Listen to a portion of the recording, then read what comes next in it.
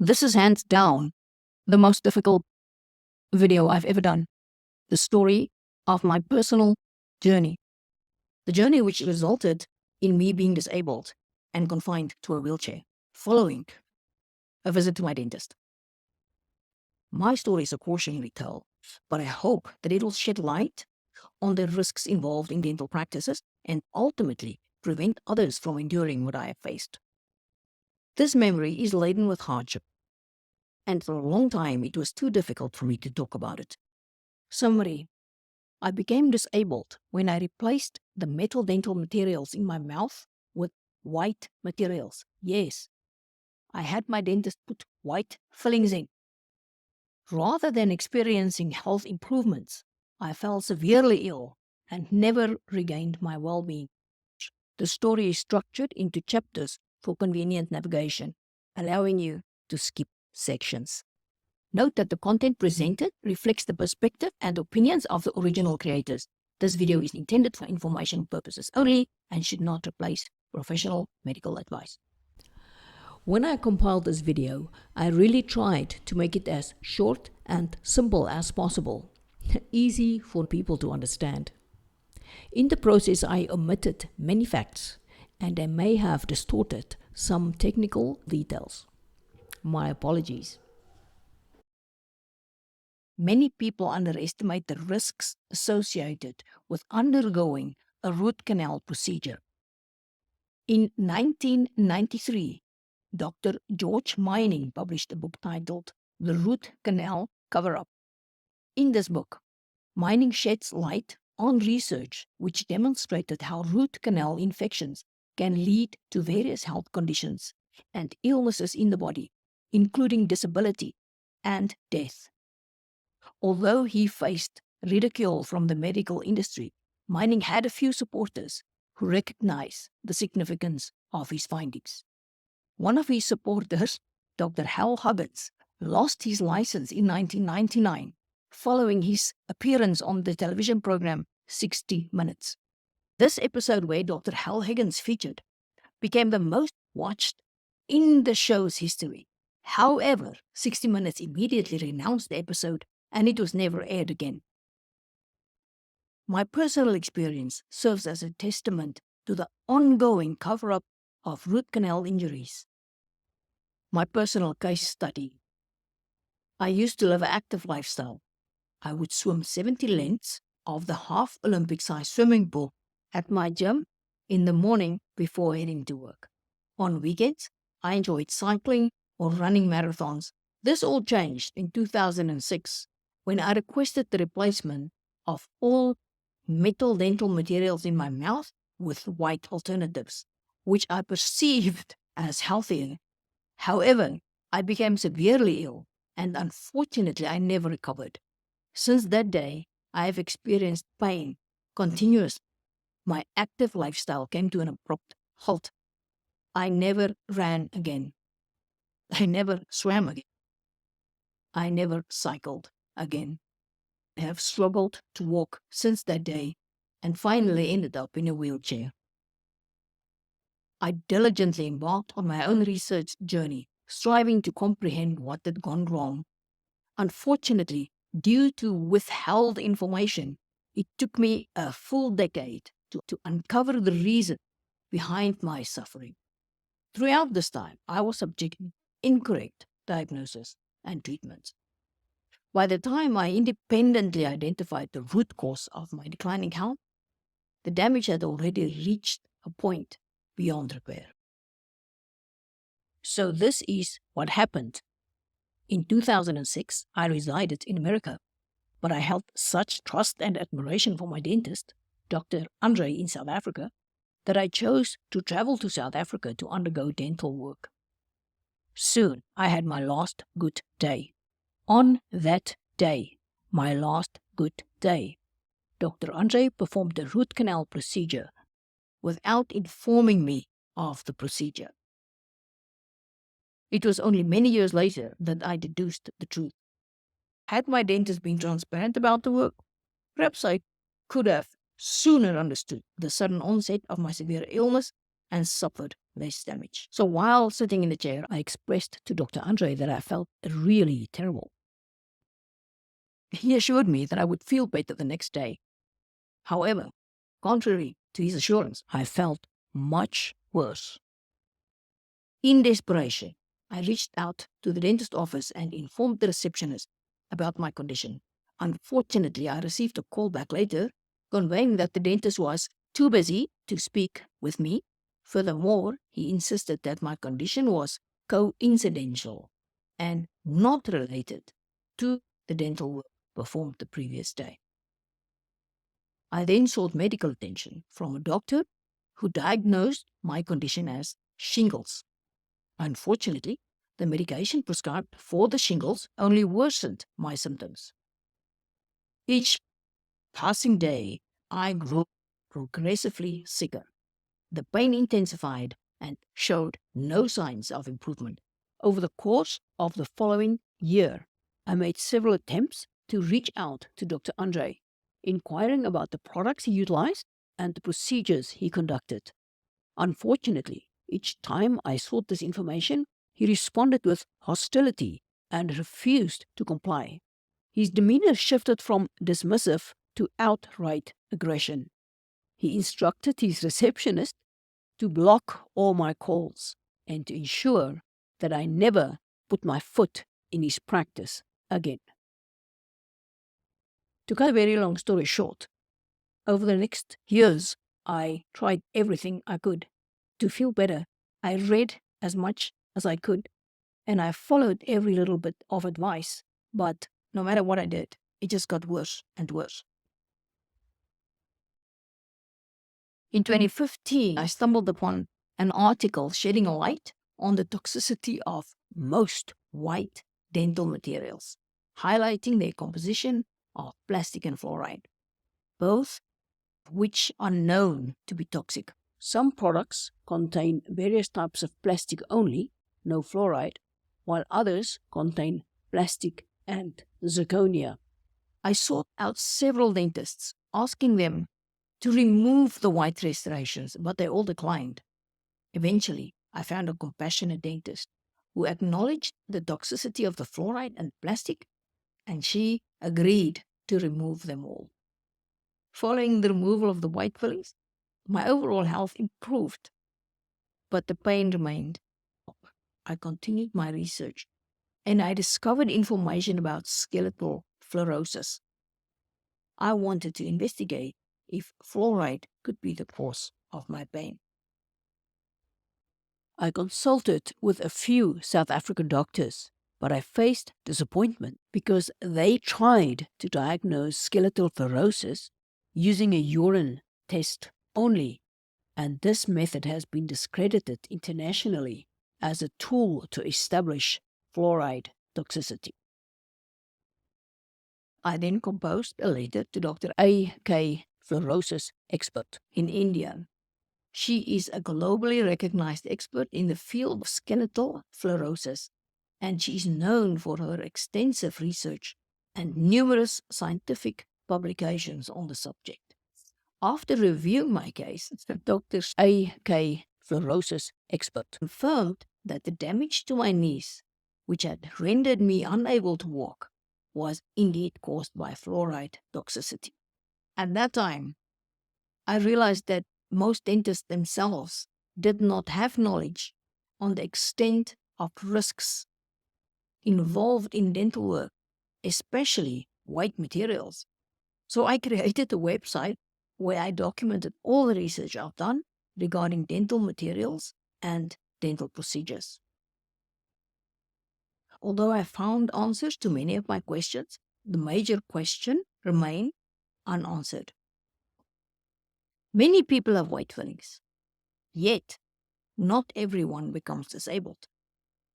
This discrepancy led me to wonder what else I may have missed, and I knew my research has not ended. 2016, 10 desperate years later. I was so lucky to get a job at the University of Pretoria. Upon beginning my employment, I registered myself as a medical researcher. This granted me access to a wealth of case studies and research articles that are unavailable to the public. Diligently, I immersed myself in reading these cases for months. I didn't stop. Day after day, I just read and read everything I could lay my hands on. Then, one day, feeling totally exhausted and ready to give up, I came across a picture of a face with lesions, and it looked identical to what I had. Not only did the lesions look the same, but they were in the exact same locations on the face. But my hope was shattered when I discovered that the injury was caused by a root canal. Because at that time, I still didn't realize that Dr. Andre had performed the root canal.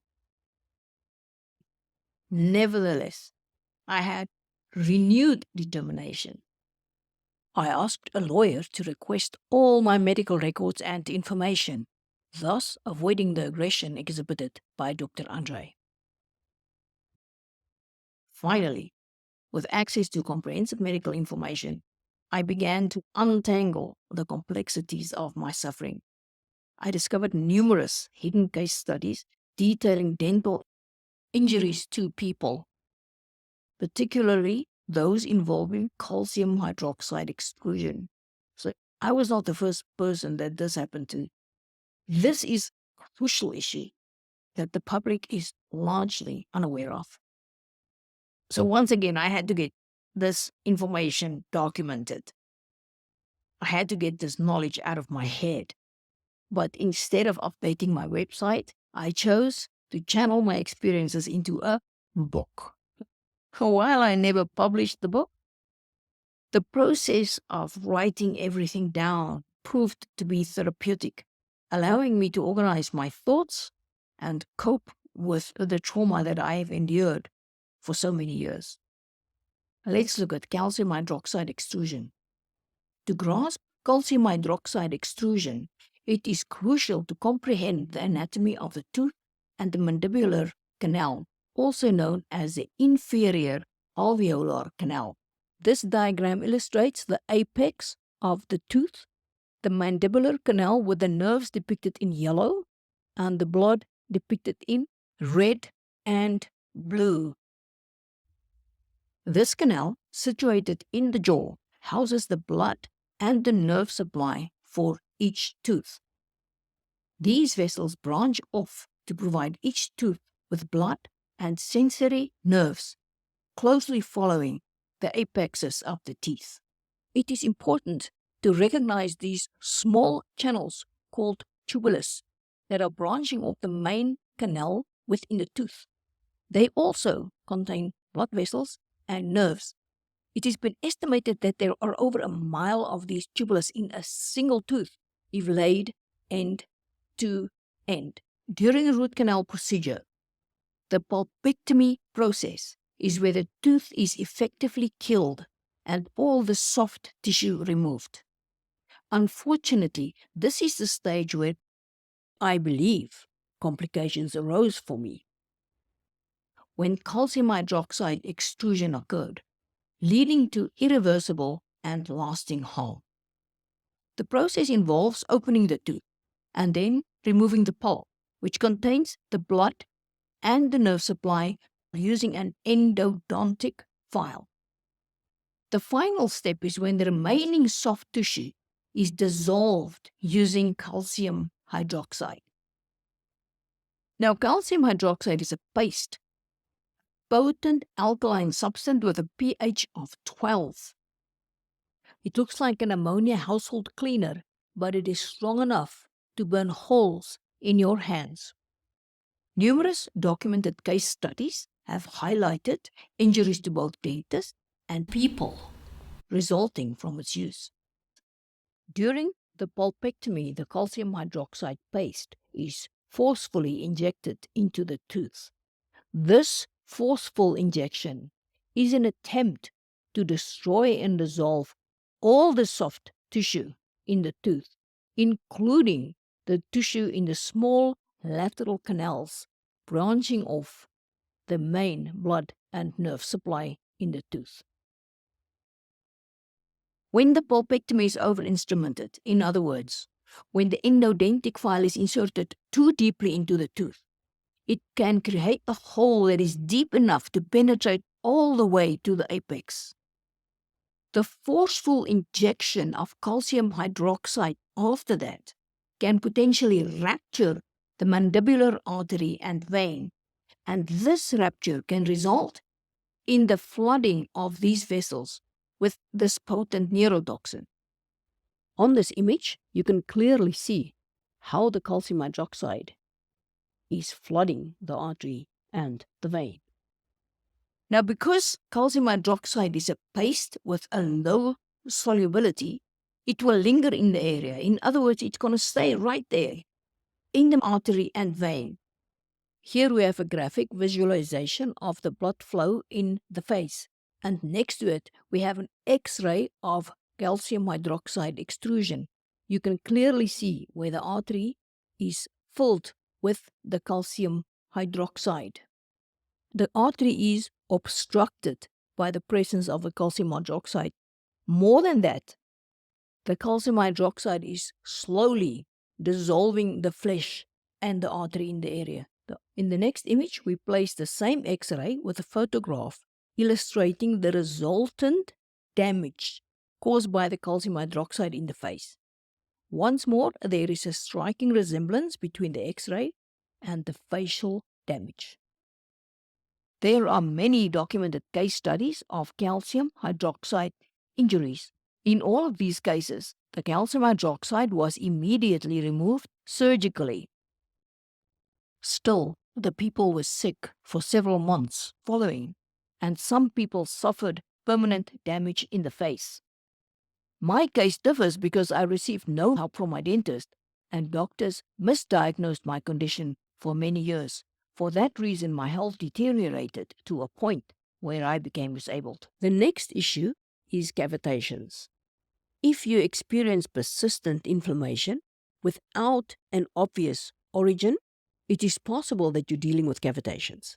Cavitations are regions of necrotic bone or dead bone within the jaw. This dead bone can trigger systemic inflammation, yet it does not cause any pain or swelling in the jaw area or the oral cavity. This lack of sensation occurs because both the blood and the nerve supply to the affected area are blocked. This causes bone death. It produces large hollowed out areas of dead bone. The dead bone is decayed by antibiotic-resistant bacteria, which can produce extensive jawbone destruction without causing pain, pus, redness, swelling, or even increasing the person's body temperature. This is because not only the blood supply has been cut, but also the nerve supply, causing the person to feel no pain or any inflammation during this destructive process. Cavitations are often found under root canal teeth or where root canal teeth have been removed. This may be neglected sites of calcium hydroxide extrusion. In the picture, you can see calcium hydroxide extrusion into the bone. This is when the hole is not deep enough to penetrate the artery, but the hole is deep enough to penetrate the apex. So the calcium hydroxide will just sit there and destroy the bone. The following X-ray image depicts the presence of calcium hydroxide within the jawbone, subsequent to its extrusion into the bone. Despite the tooth extraction procedure, the calcium hydroxide remains entrenched within the bone. This persistence poses a gradual threat to bone health, potentially leading to a cavitation. Thus, this image serves as compelling evidence that merely extracting the tooth fails to address the underlying issue effectively. This explains why cavitations are often found under root canal teeth or where root canal teeth have been removed. Apart from root canal sites, cavitations can also occur where wisdom teeth have been removed. Cavitations are serious because they cause silent systemic inflammation. Summary. Based on my own research, I believe my disability was caused by these factors. Number 1, a root canal injury resulting from calcium hydroxide extrusion, causing persistent and permanent systemic toxicity and inflammation. Number 2, cavitations which were caused by the calcium hydroxide overflow, resulting in more pain and discomfort. And number 3, the toxic burden imposed by the white dental fillings. If I did not have the root canal injury, I could have coped with the white fillings, but the compounded toxicity of the calcium hydroxide was overwhelming. Today, in 2024, I am deeply grateful to have overcome chronic pain. Back in 2020, I underwent cavitation surgery to remove all the dead bone in my jaw, a pivotal step in my journey towards healing. Since then, I've experienced a gradual but significant reduction in pain levels. To maintain this newfound sense of well-being, I regularly do outdoor exercise and I walk in the pool at my gym. Yes, I can no longer swim, but I can walk in the pool. These practices not only nurture my physical health, but also nourish my spirit, reminding me of the joy and freedom that comes with living pain-free. A few good people, such as George Meinig and Hal Huggins, have tried to expose the risks of dental procedures, but they were ridiculed and silenced. I am one of them. That is one of the reasons why it is so difficult for me to talk about my journey. Most people do not believe my story.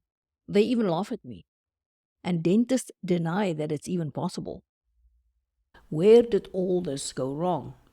Most people, dentists included, seem to be unaware of the risks associated with dental procedures.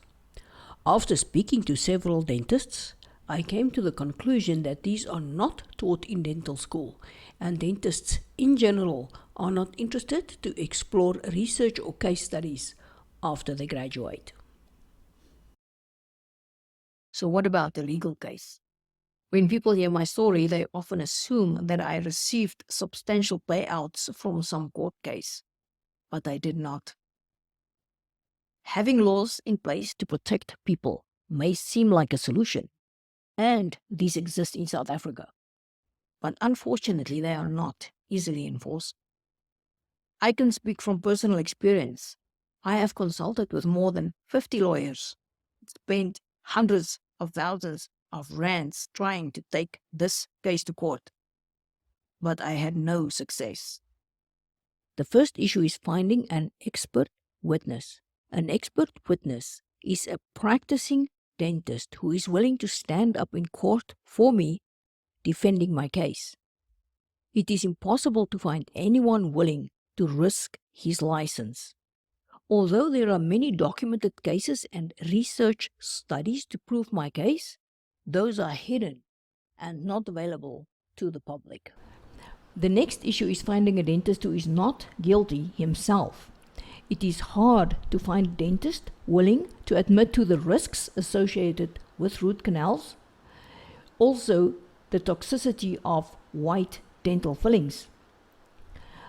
Most dentists don't even know about cavitations. I know of only 2 dentists who can diagnose and treat cavitations successfully. These are the lessons that I have learned. Number 1, fluoride is one of the most toxic substances on Earth, even in small quantities. Solid research has shown that fluoride makes teeth brittle and causes cavities, not prevent them. Number 2, almost all white dental fillings are made with plastic and fluoride, both which are toxic. Number 3, After doing research and speaking to veterinary as well as medical doctors, I realized that the veterinary doctors are better equipped to distinguish fluorosis correctly. Most medical doctors incorrectly diagnose this curable disease as autoimmune disease. Number 4. The root canal procedure, often performed by dentists, have the following risks. Root canals effectively kill teeth, thereby creating an environment where bacteria can thrive. These bacteria not only infect the dead tooth, but also spread to the surrounding bone and the entire body. Calcium hydroxide extrusion. It can cause permanent harm. It can also lead to systemic toxicity, pain, and tissue necrosis. Cavitations. The bone surrounding the tooth and the soft tissues in the alveolar channel may be destroyed during a root canal procedure. Because of this, the decay process and the systemic inflammation will not stop even after the root canal tooth is removed. Last thoughts.